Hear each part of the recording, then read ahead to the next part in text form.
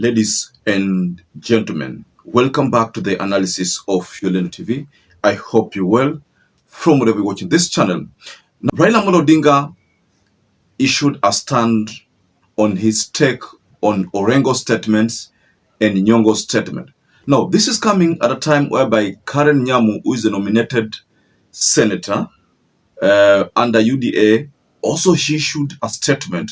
And according to Karen Nyamu, he thinks that the statements coming from ORENGO and NYONGO are not positions of ODM. And this is what she said. Their criticism of President Ruto is not an ODM affair. It's a minimal voice in the arrangement.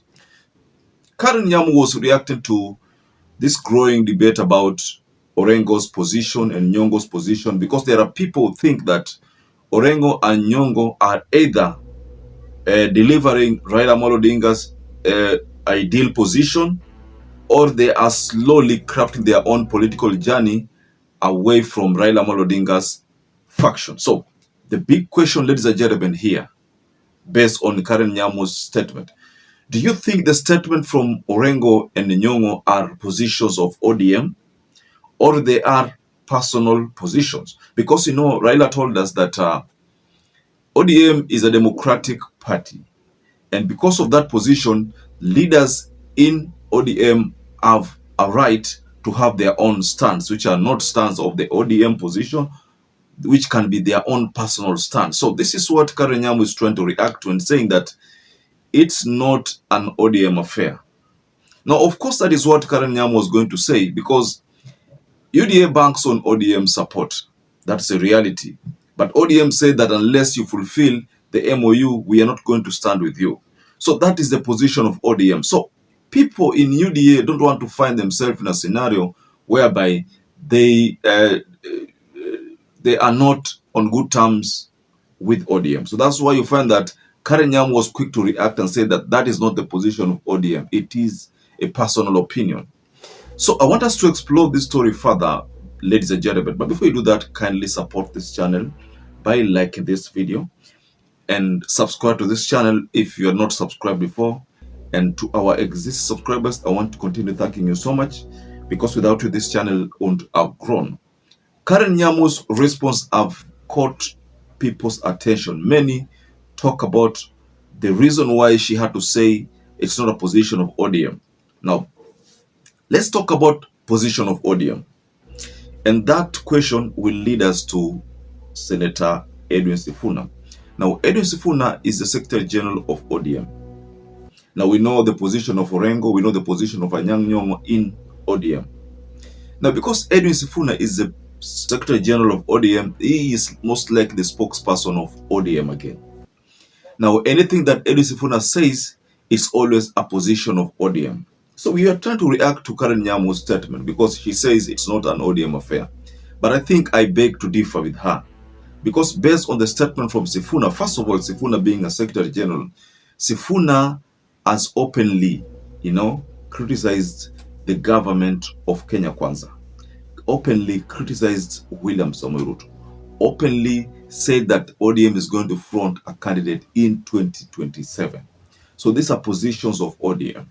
So because these are positions of ODM, the fact that Karen Nyamu is saying that this is not an ODM affair, and that these are just minimal voices in the arrangement, I think that statement is misplaced.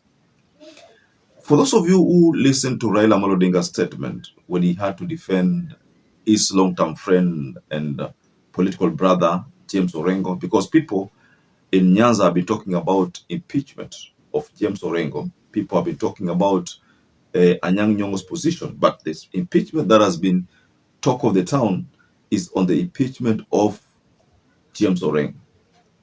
When Mr. James Orengo talks, he's talking on the basis of an MOU between ODM and UDA. Orengo has not committed any crime. He's got a democratic right to say what you say. When Professor Nyamu speaks about devolution, he's talking the language of ODM. So because James Orengo has found himself on a side of being the first governor of Sierra County to face an impeachment threat, because that is what is happening. The reality on the ground is that Raila is not going to allow that. Orengo and Raila have suffered in the political arena for long, and Raila was not going to allow that debate to soldier on, the debate of impeaching Orengo. So that's the reason why you find that in the video that surfaced yesterday, the video that I'm about to share regarding Raila Odinga's position, in that video, Raila came out guns blazing and defended Orengo and defended NYONGO, say that they have their own democratic space that they must utilize and they can utilize. And to me, that support from Raila Odinga, that support had some meaning behind it. I could tell that Raila was merely trying to support the sentiments from Orengo. Now, if the sentiments from Orengo are ones that this issue of broad-based should just disappear, and if the sentiments from Orengo are ones that do not support the broad-based, the arrangement between Raila and Ruto, and then we find that Raila is again going to an extent of supporting Orengo, don't you think this is a bit confusing to the people? You know, that is why you find that despite the fact that there is this broad-based arrangement, but the people in Nyanza have their own different opinion. I've heard about people saying that they're not going to be coerced into voting for someone they don't think is right to be in the office. I'm not saying that Ruto is not right to be the office. No, I'm just saying that those are the reaction on the ground many people are saying in Nyanza. But of course, there are people who will vote for William Ruto, and they have said that they will vote for William Ruto because of broad-based benefits, according to them. People in Homa Bay, people in Migori, there are people in Siaya, there are people in Kisumu County. These are people who are going to vote for this regime, regardless of what is going to happen. So, based on Karen Nyamu's statement, ladies and gentlemen, do you think this is like the kicks of a dying horse?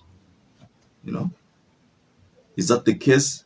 Karen Nyamu, is she seeing a reality that ni kama ODM inajaribu slip away? Because ODM inajaribu slip away, and we were told by Rigathi Gachagua that right now, if ODM leaves UDA, I mean, exit the MOU, UDA imeisha. That's what Rigathi Gachagua told us some times ago, that ODM ikijitoa tu kidogo, Ruto ameisha completely. That is a position that was issued by Rigathi Gachagua some times ago there. So, for someone like Karen Nyamu to now go to an extent of telling us these things, ladies and gentlemen, and so, ladies and gentlemen, just go below in the comment section and tell us what you think about this statement from Karen Nyamu. Perhaps if you're watching this video and you've not subscribed, take 1 second and subscribe, like this video. Until you catch up again, stay safe and stay blessed.